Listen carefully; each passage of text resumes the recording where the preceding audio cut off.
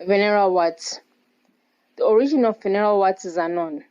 After an outbreak of syphilis in Europe in the 15th century, in 1786, a scientist by the name of Evan Hunter gave a clear description of what veneral warts were. Veneral warts are caused by certain types of human papillomavirus, HPV. There are over 200 strains of HPVs. 360,000 people get warts every year. Microscopic examination and laboratory testing are the only ways to determine if you have veneral warts. Transmission. Sexual contact is the prime method of spreading veneral warts.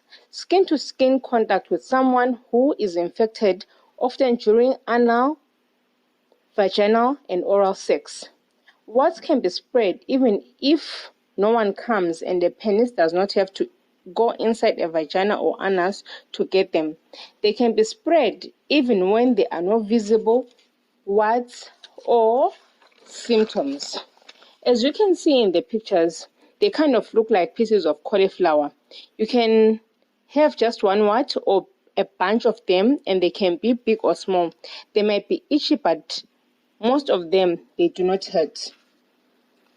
It can take several years, weeks, months after you have sexual contact with someone who has genital warts for them to show up. That's why it's so hard to know when you get them or who passed them to you. One can have HPV type that causes warts and never have any symptoms, but still be able to pass it to another person. Veneral warts.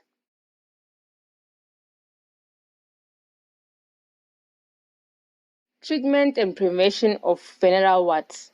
There is no cure, only treatment of the condition using 1. Podophyllin paint. When using podophyllin paint, one has to take precaution as it can eat away at the skin around the warts. Cryotherapy or cryosurgery, which is the freezing of warts using liquid nitrogen. 3. Excision, which is the cutting off manually of the warts. Then 4. Electrocutting, which is using electric currents to cut off the warts.